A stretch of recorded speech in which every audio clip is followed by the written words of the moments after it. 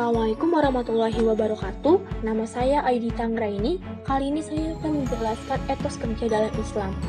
Etos kerja menurut Islam didefinisikan sebagai sikap kepribadian yang melahirkan keyakinan yang sangat mendalam bahwa bekerja itu bukan saja untuk memuliakan dirinya, menampakkan kemanusiaannya, melainkan juga sebagai suatu dari amal soleh. Sehingga bekerja yang didasarkan pada prinsip-prinsip iman bukan saja untuk menunjukkan fitrah seorang muslim, melainkan sekaligus meninggikan martabat dirinya sebagai hamba Allah yang didera kerinduan untuk menjadikan dirinya sebagai sosok yang dapat dipercaya, menampilkan dirinya sebagai manusia yang amanah, dan menunjukkan sikap pengabdian yang sebagaimana di firman Allah di surat Az-Zariyat ayat 56. Yang artinya, dan tidak aku menciptakan jin dan manusia, melainkan supaya mereka menyembahku. Seorang muslim memiliki etos kerja adalah mereka yang selalu obsesif atau ingin berbuat sesuatu yang penuh manfaat, yang pekerjaan merupakan bagian dari amanah dari Allah. Sehingga di dalam Islam, semangat kerja tidak hanya untuk meraih harta aja, tetapi juga meraih ridha Allah Subhanahu wa Ta'ala. Yang membedakan semangat kerja dalam Islam adalah kaitannya dengan nilai serta cara meraih tujuannya. Bagi seorang muslim, bekerja merupakan kewajiban yang hakiki dalam rangka menggapai ridha Allah Subhanahu wa Ta'ala. Etos kerja dalam Islam itu memiliki 5 ciri. Yang pertama, mereka kecanduan waktu. Salah satu esensi dari etos kerja adalah seseorang menghayati, memahami, dan merasakan betapa berharganya waktu. 1 detik berlalu tidak mungkin dia kembali.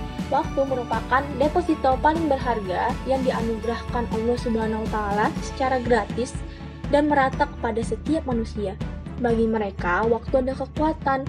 Mereka yang mengabaikan waktu berarti menjadi budak kelemahan.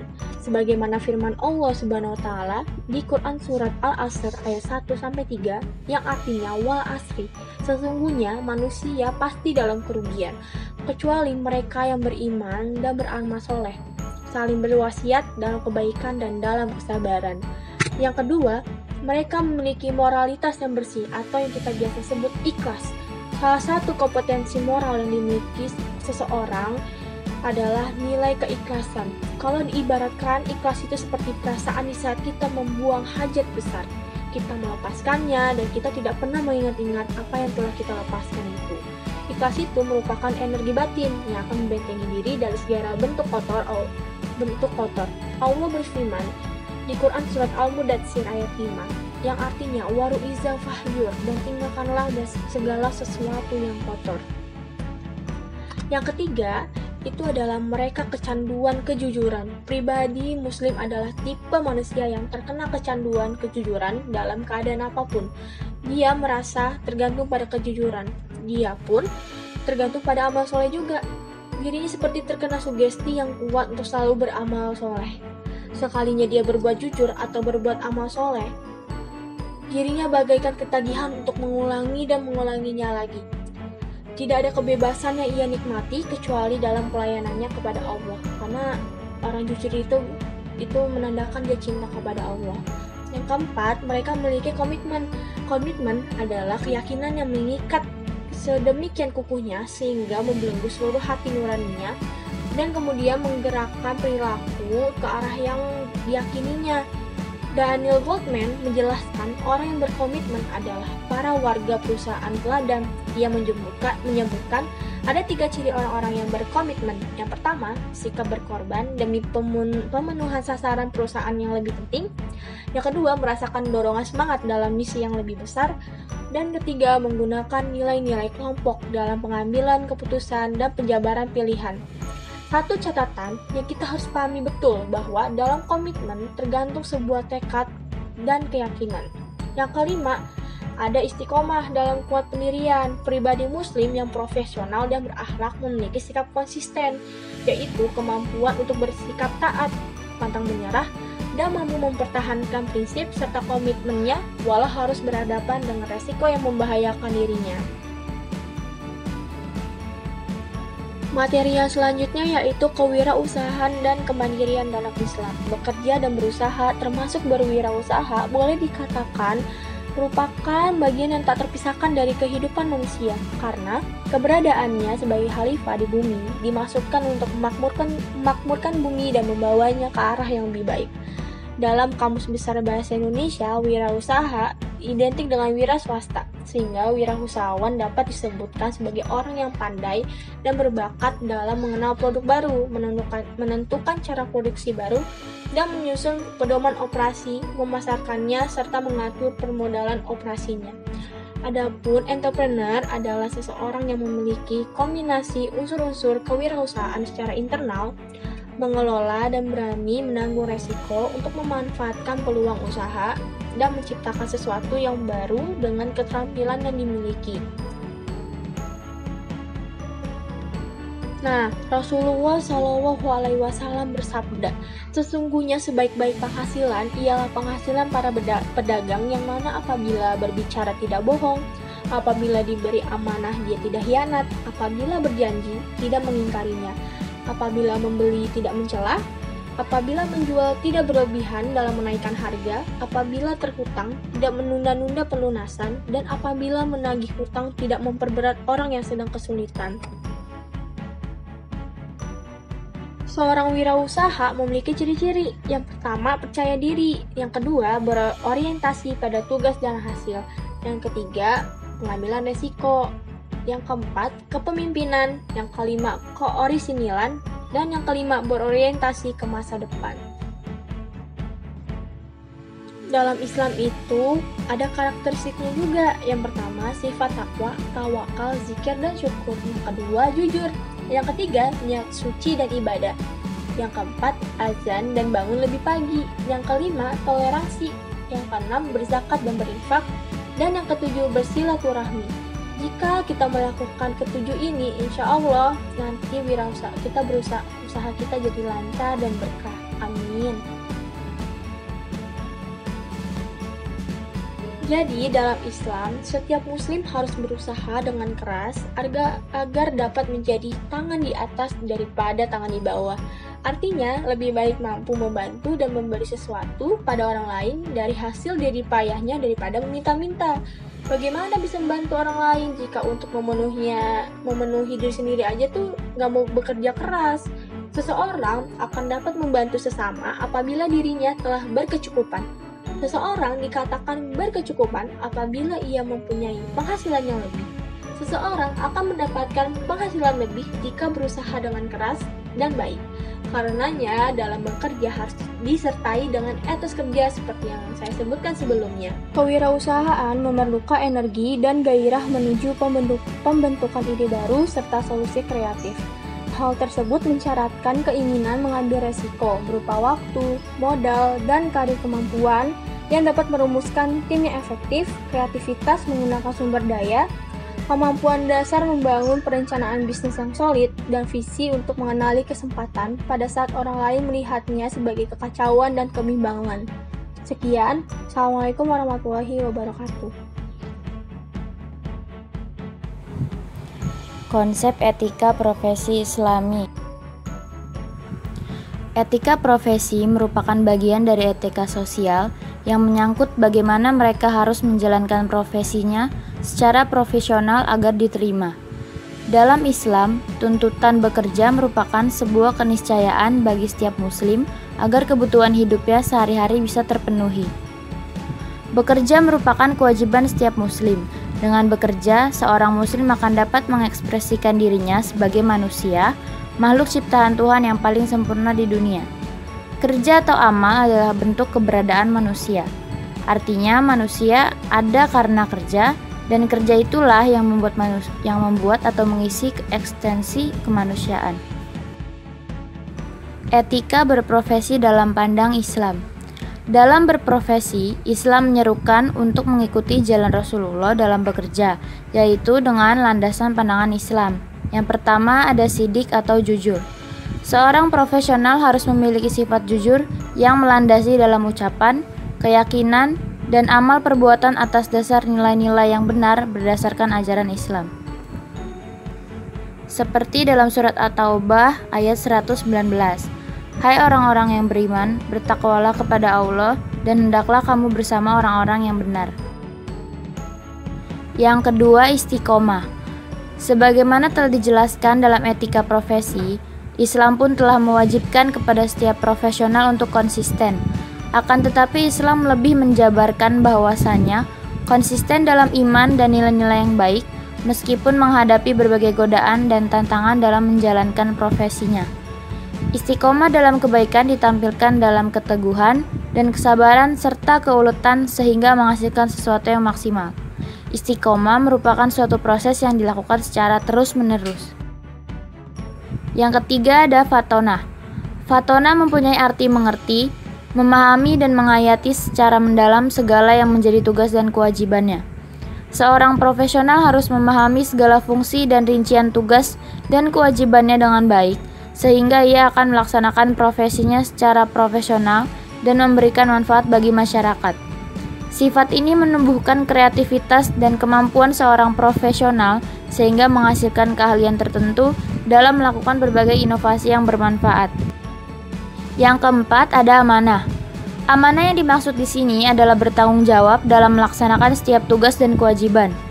Amanah ditampilkan dalam keterbukaan, kejujuran, pelayanan yang optimal dan ihsan atau berbuat yang terbaik dalam segala hal.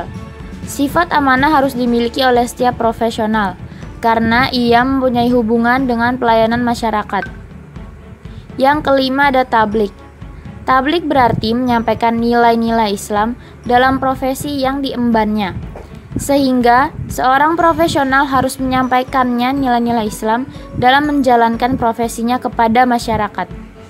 Tablik yang disampaikan dengan hikmah, sabar, argumentatif dan persuasif akan menumbuhkan hubungan kemanusiaan yang semakin solid dan kuat.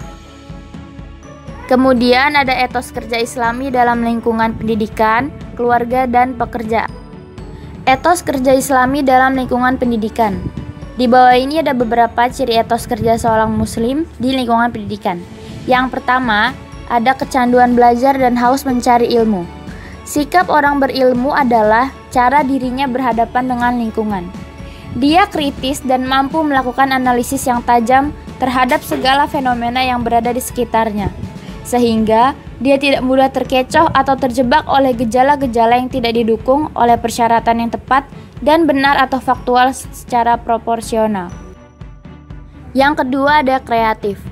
Karakteristik orang yang kreatif antara lain terbuka atau mau mendengar dan menerima lebih banyak informasi, pengendapan atau hasil dari keterbukaannya terhadap rangsangan luar, pengetahuan dan pengalaman orang lain membuat mereka memiliki kekayaan batin.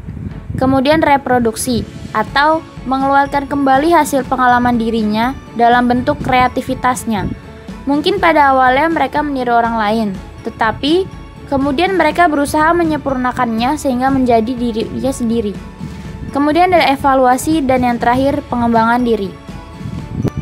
Ciri yang ketiga yaitu berorientasi ke masa depan. Menetapkan dengan jelas dan kemudian mengarahkan tindakannya kepada tujuan yang telah ditetapkan, bukan hanya berspekulasi dengan masa depan. Yang kedua, ada etos kerja Islami dalam lingkungan pekerjaan. Contoh perilaku etos kerja muslim dan menaati peraturan yaitu 1. Dapat bertanggung jawab dalam pekerjaan karena di akhirat nanti akan dimintai pertanggungjawaban sesuai dengan apa yang sudah dikerjakan. Yang kedua, tidak meninggalkan sholat pada saat bekerja karena sholat merupakan kewajiban setiap umat muslim. Yang ketiga, datang dengan tepat waktu di tempat bekerja sesuai dengan aturan yang berlaku, sehingga dapat melakukan pekerjaan dengan maksimal dan tidak menyia-nyiakan waktu. Yang keempat, bekerja dengan ikhlas dan penuh kesabaran karena orang sabar disayang Allah Subhanahu wa Ta'ala. Yang kelima, jujur dalam melakukan tindakan apapun. Di dalam pekerjaan, jujur dalam menyusun laporan dan tidak ada unsur manipulasi. Yang terakhir ada etos kerja Islami dalam lingkungan keluarga. Dalam sebuah keluarga, ayah memiliki peran yang penting, yaitu sebagai seorang pemimpin atas seluruh anggota keluarga. Seorang ayah harus bertanggung jawab atas tarbiyah istri, anak-anak, juga seluruh anggota dalam rumah tangga. Selain tugas seorang ayah untuk mencari nafkah yang halal, ia juga harus menjadi teladan yang baik bagi keluarganya. Seorang ibu memiliki peran yang besar dalam membesarkan dan mendidik anak. peranan ibu di dalam mendidik anak dibedakan menjadi 3 tugas penting, yaitu ibu sebagai orang yang memenuhi kebutuhan anak, ibu sebagai teladan atau model peniruan anak, dan ibu sebagai pemberi stimulasi bagi perkembangan anak. Sebagai seorang ibu, tentu perlu menyediakan waktu, bukan saja untuk selalu bersama, tetapi untuk selalu berinteraksi maupun berkomunikasi secara terbuka dengan anak. Yang ketiga, dalam sebuah keluarga, seorang anak memiliki kewajiban untuk berbakti kepada kedua orang tua. Dalam keluarga, seorang anak juga memiliki peran untuk melakukan tarbiyah zatiyah, yaitu membina diri untuk menjadi anak yang soleh, sehingga dapat menjadi investasi bagi kedua orang tuanya kelak di akhirat. Jadi kesimpulannya, keluarga adalah unit komunitas terkecil dalam kehidupan sosial masyarakat. Bentuk etos kerja Islami orang tua dalam membina keluarga Islami adalah pekerjaan yang tidak mudah. Dalam konteks Islam, keluarga digambarkan dalam 3 kata kunci, yaitu sakinah, mawadah, dan warohmah. Jika seluruh anggota keluarga bersinergi, bahu-membahu saling mengingatkan, dan nasihat-menasehati dalam kesabaran, maka nilai-nilai Islami di dalamnya akan mudah diwujudkan. Dan keluarga ideal seperti inikah yang menjadi cita-cita kita bersama, yakni menjadikan keluarga kita menjadi keluarga yang taat kepada Allah Subhanahu wa Ta'ala. Mulailah dari keluarga dari sekarang. Makna dan implementasi amal soleh. Amal soleh merupakan suatu kebaikan yang dilakukan seseorang kepada Allah Subhanahu wa Ta'ala semata-mata untuk mendapatkan keriduan Allah. Cara mengimplementasikan amal soleh adalah sebagai berikut. 1. Senantiasa memuliakan Allah Subhanahu wa Ta'ala serta menjalankan perintahnya dan menjauhi larangannya.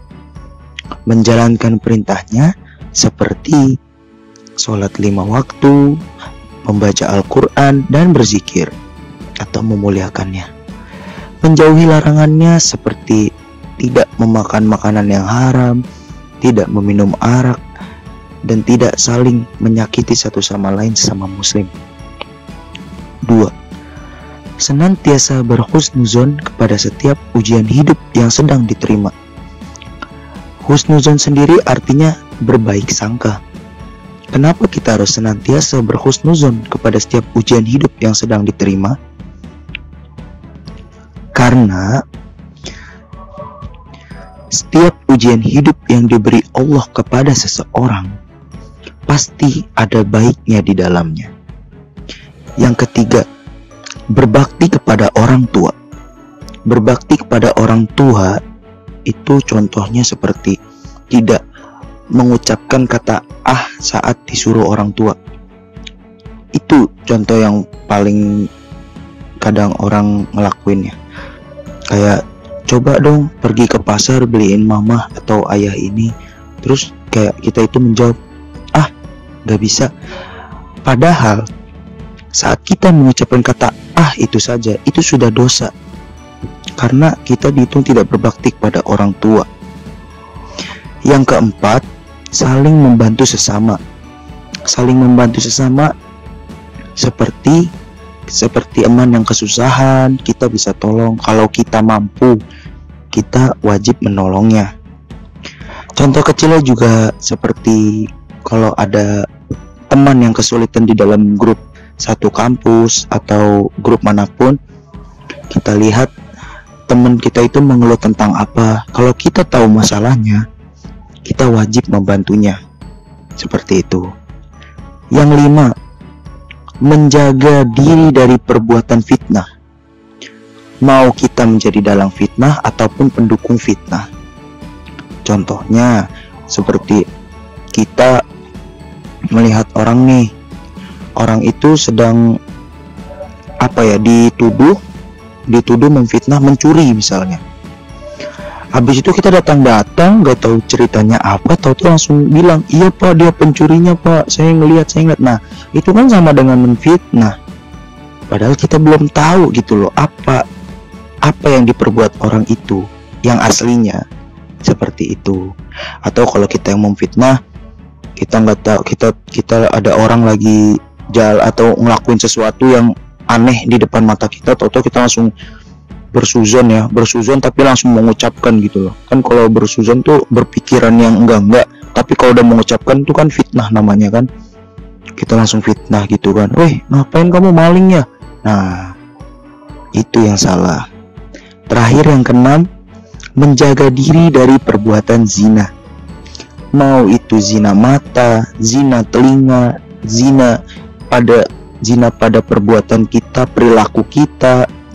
Banyak zina itu, seperti tidak melihat penampakan yang tidak baik untuk kita, atau zina telinga, tidak mendengar hal-hal yang buruk untuk telinga kita. Contohnya tadi, jika kita sedang ngumpul, ada teman-teman, misalkan ada teman-teman kita yang lagi ngomong tentang seseorang tuh kayak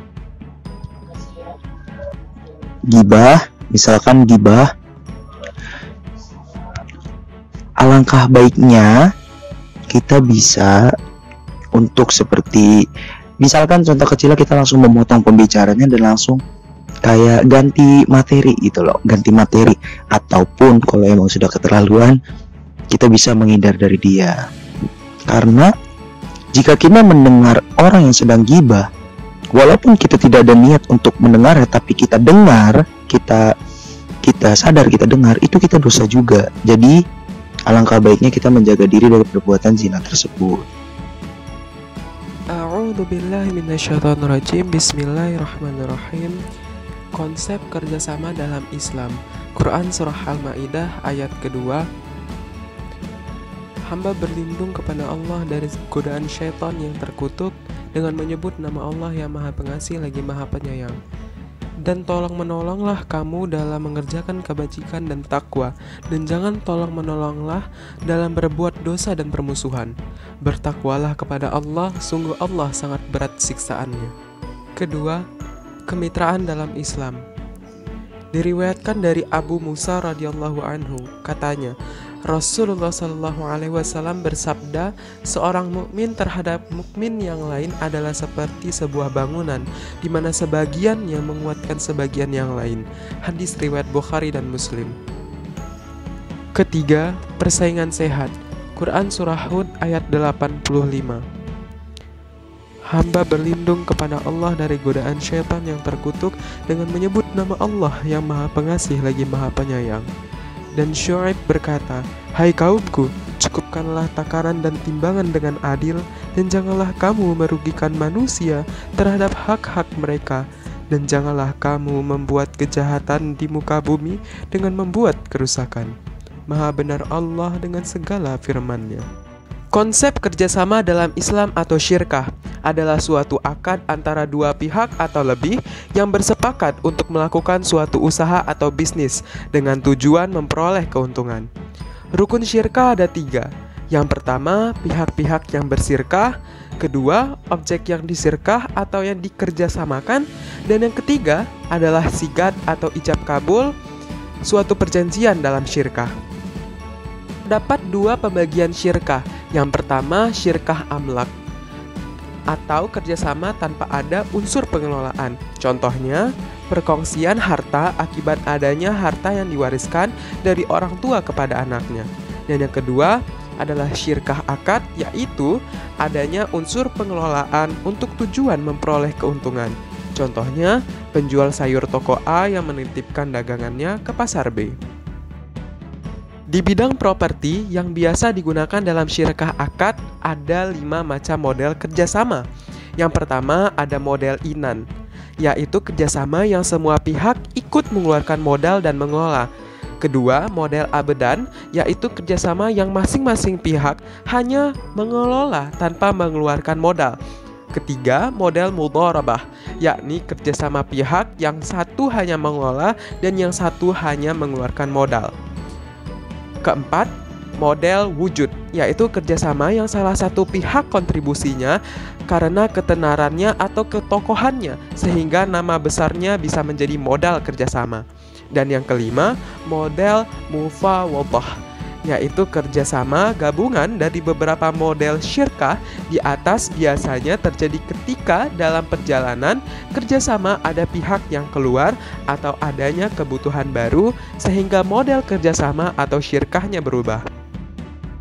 Kemudian berlanjut kepada kemitraan dalam Islam.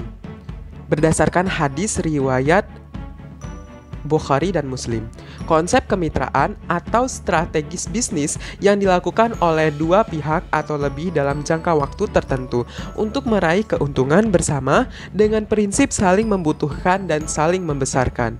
Prinsip-prinsip dalam kemitraan Islam ada 6. Yang pertama, larangan riba. Kedua, risk sharing. Ketiga, asset based. Keempat, uang sebagai modal potensial. Kelima, larangan perilaku spekulatif. Dan keenam, menjunjung tinggi akad atau construct dan perlindungan terhadap hak milik. Kemitraan bisnis menggunakan akad mudharabah atau musyarakah.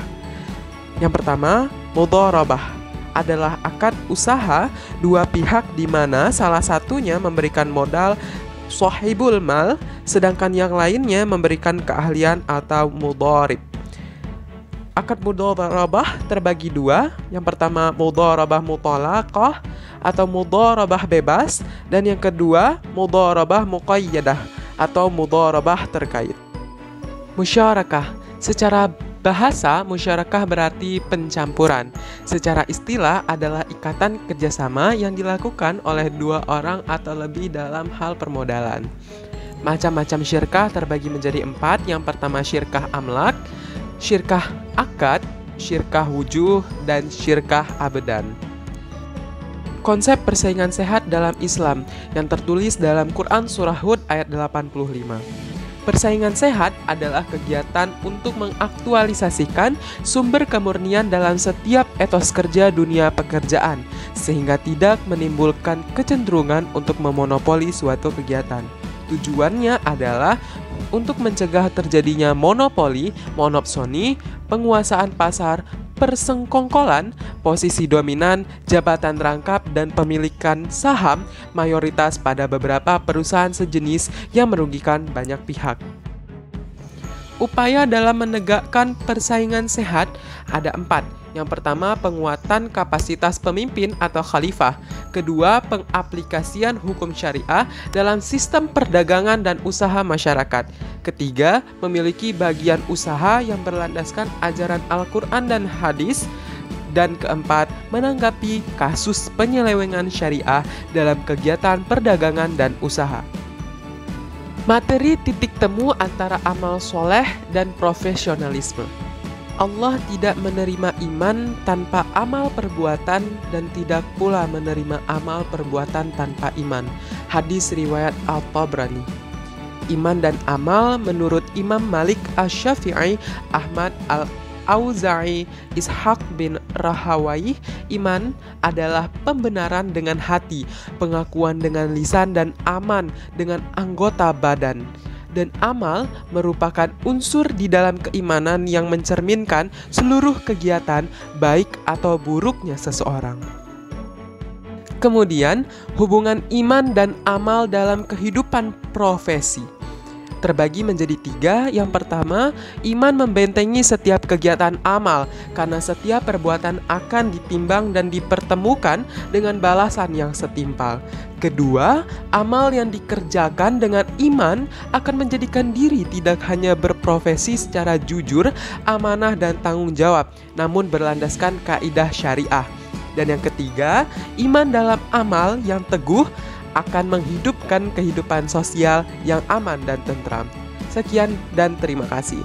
Wassalamualaikum warahmatullahi wabarakatuh.